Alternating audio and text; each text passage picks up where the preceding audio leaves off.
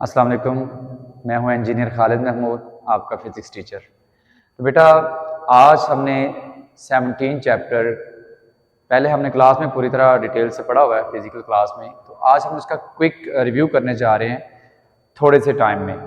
तो स्टार्ट में पहला जो हमारा आर्टिकल है वो है सॉलिड्स की टाइप्स, जिसमें सॉलिड्स क्रिस्टलाइन, अमॉर्फस और पॉलीमेरिक सॉलिड्स हैं। तो ये जो सॉलिड्स की क्लासिफिकेशन हमने की है ये एटम्स या मॉलिक्यूल्स की अरेंजमेंट की बिना पर की है। कुछ सॉलिड्स ऐसे हैं जिसमें एटम्स या मॉलिक्यूल्स की अरेंजमेंट रेगुलर है, वो क्रिस्टलाइन, और कुछ ऐसे हैं जिसमें एटम्स या मॉलिक्यूल्स की जो अरेंजमेंट है वो रेगुलर नहीं है, वो अमॉर्फस, और कुछ ऐसे हैं जिसमें जो अरेंजमेंट है वो ऑर्डर और डिसऑर्डर के दरमियान है, तो वो उन्हें हम नाम देंगे पॉलीमेरिक सॉलिड्स का। ठीक है, जैसे आप देख रहे हैं ऑर्डर स्ट्रक्चर है तो क्रिस्टलाइन, डिसऑर्डर स्ट्रक्चर है तो अमॉर्फस, और ऑर्डर और डिसऑर्डर के दरमियान है तो पॉलीमेरिक, और नीचे साथ ही एग्जांपल्स भी दी हुई है।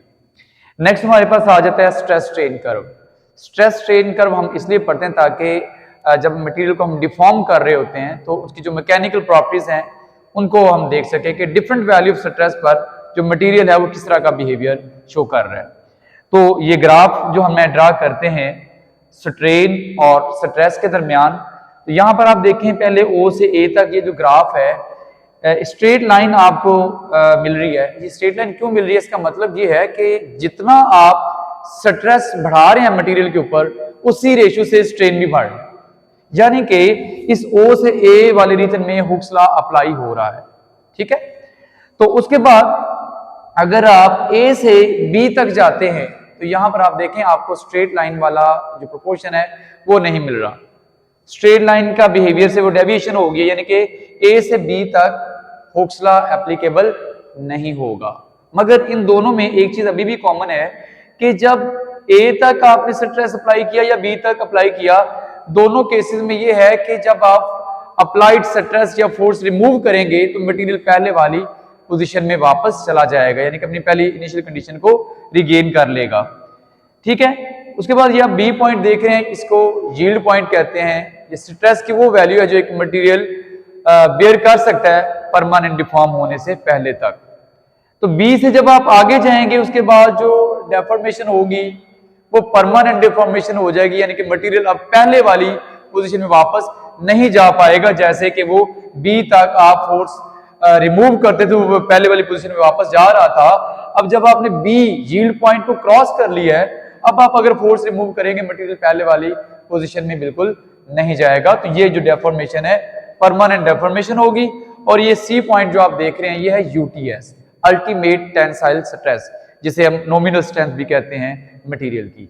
ये वो मैक्सिमम स्ट्रेस है जो एक मटेरियल बर्दाश्त करेगा टूटने से पहले। ठीक है, इसके बाद अगर आप स्ट्रेस बढ़ाएंगे तो मटेरियल टूट जाएगा, उसको हम नाम देंगे फ्रैक्चर स्ट्रेस। ये जो सारे पॉइंट्स हैं ये हम क्लास में बड़ी अच्छी तरह डिटेल से डिस्कस कर चुके हैं। शॉर्ट क्वेश्चन के लिए इसको रेडी कर लेना।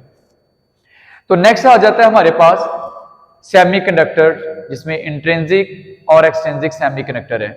देखें, इंट्रिंसिक सेमीकंडक्टर वो हैं जो अपनी प्योरेस्ट फॉर्म में होते हैं, इनमें किसी किस्म की मिलावट नहीं होती, प्योर एलिमेंट होते हैं। जैसे एग्जांपल आप देख रहे हैं जर्मेनियम और सिलिकॉन।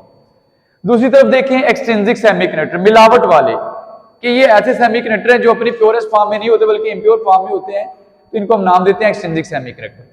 और जिस प्रोसेस से हम इंट्रिंसिक सेमीकंडक्टरों को एक्सट्रिंसिक की तरफ लेके जाते हैं उस प्रोसेस का नाम होता है डोपिंग।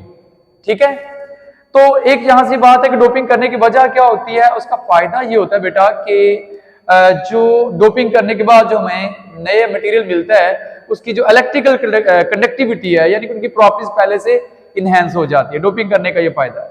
और डोपिंग करते वक्त जो हमारे पास असली एटम है जैसे जर्मेनियम या सिलिकॉन वो बहुत ज्यादा तादाद में होंगे, और जो डोपेंट हैं मिलावट वाले एटम है वो कम तादाद में होते हैं। तो यहां से हम देखते हैं कि एक्सट्रिंसिक, जिसमें मैंने एग्जांपल दिया एन टाइप, पी टाइप, ये कैसे बनते हैं। ये वैसे लॉन्ग क्वेश्चन भी है, एक्सटेंसिव क्वेश्चन और एमसीक्यू शॉर्ट क्वेश्चन भी इसमें से बनते हैं। तो देखते हैं एन टाइप कैसे बनते हैं और फिर देखते हैं पी टाइप कैसे बनते हैं। तो ये मैंने एक थोड़ा सा स्ट्रक्चर सा बनाया हुआ है ताकि आपको जल्दी से जो है ये तैयार हो जाए।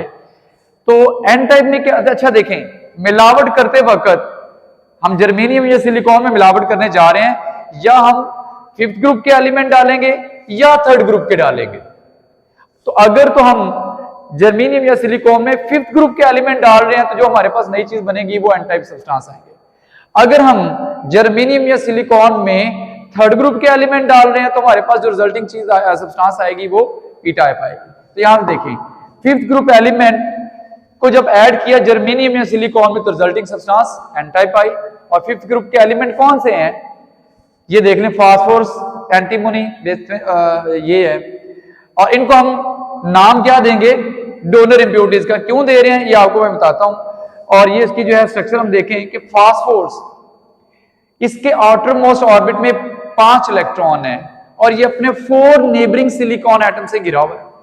ये क्या करेगा, सारे सिलिकॉन नेबरिंग एटम से एक एक इलेक्ट्रॉन जो है कोवलेंट बॉन्ड बना के पूरा कर लेगा। और इसके बावजूद भी फास्फोरस के पास एक इलेक्ट्रॉन फ्री होगा जो कि ये इलेक्ट्रॉन किसी दूसरे एटम को दे सकता है।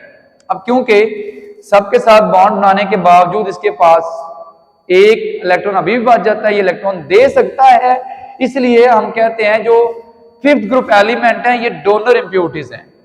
ठीक है। अच्छा, नेक्स्ट है पी टाइप सब्सटेंसेस। तो जैसे देखें यहां पर थर्ड ग्रुप के एलिमेंट को जब हम जर्मेनियम या सिलिकॉन में ऐड करेंगे तो रिजल्टिंग सब्सटेंस जो हमारे पास आएगा वो पी टाइप आएगा।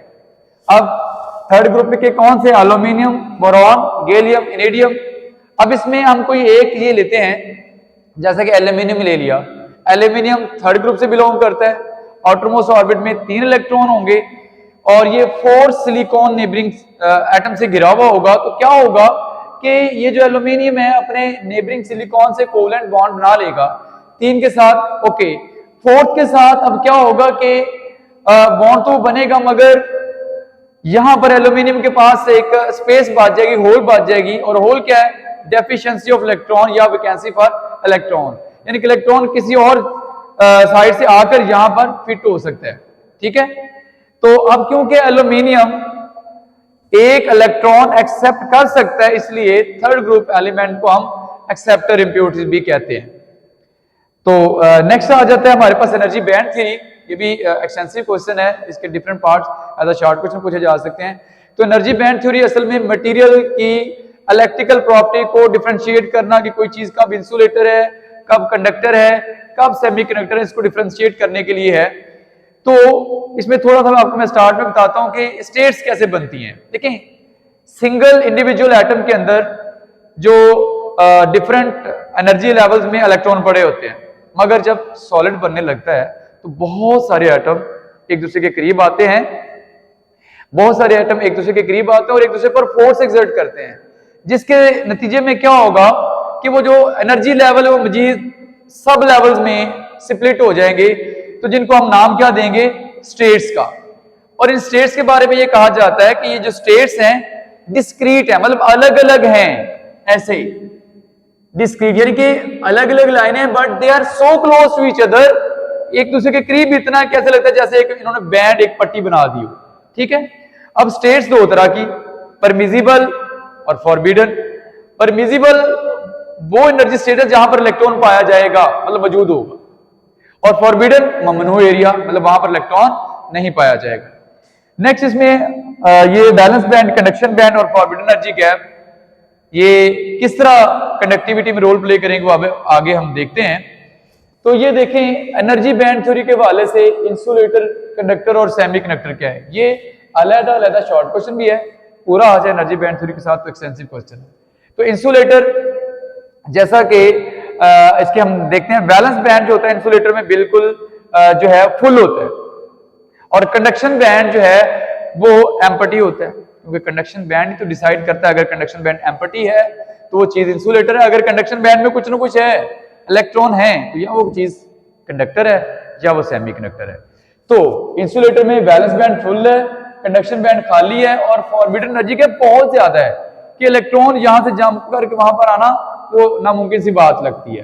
कंडक्टर में देखें तो कंडक्टर में जो कंडक्शन बैंड है वो भी पार्शली फिल्ड, बैलेंस बैंड वो भी पार्शली फिल्ड, और ये जो कंडक्शन बैंड और बैलेंस बैंड है ये आपस में एक दूसरे के इतना करीब होते हैं, ओवरलैप कर जाते हैं कि कंडक्शन वाले इलेक्ट्रॉन बैलेंस में और बैलेंस वाले कंडक्शन में। तो फॉरबिडन एनर्जी गैप इसमें नहीं होता। सेमीकंडक्टर में देखें तो ये आपको पता है सेमीकंडक्टर जो है इसमें वैलेंस बैंड भी पार्शली फिल्ड, कंडक्शन बैंड भी पार्शली फिल्ड और जो फॉरबिडन एनर्जी गैप है वो बहुत थोड़ा होता है। इसीलिए तो कहा जाता है कि जर्मेनियम और सिलिकॉन 0 केल्विन पर इंसुलेटर है, बट रूम टेम्परेचर पर ये कंडक्टर बन जाते हैं, सेमीकंडक्टर का बिहेवियर शो करते हैं। क्यों? क्योंकि जब 0 केल्विन होता है इनका कंडक्शन बैंड एम्प्टी होता है और जर्मेनियम सिलिकॉन ऐसा बिहेव करेंगे एज इंसुलेटर, और जैसे ही रूम टेम्परेचर होगा ये इलेक्ट्रॉन कंडक्शन से जंप करके किधर आ जाएंगे, वैलेंस से जंप करके किधर आ जाएंगे, कंडक्शन बैंड में, और सेमीकंडक्टर का बिहेवियर शो करेंगे। उसके बाद हमारे पास है मैग्नेटिज्म और मैग्नेटिक प्रॉपर्टीज। एक बार क्वेश्चन में पेपर में आया भी हुआ है कि what is the source of magnetism, what is the origin of magnetism.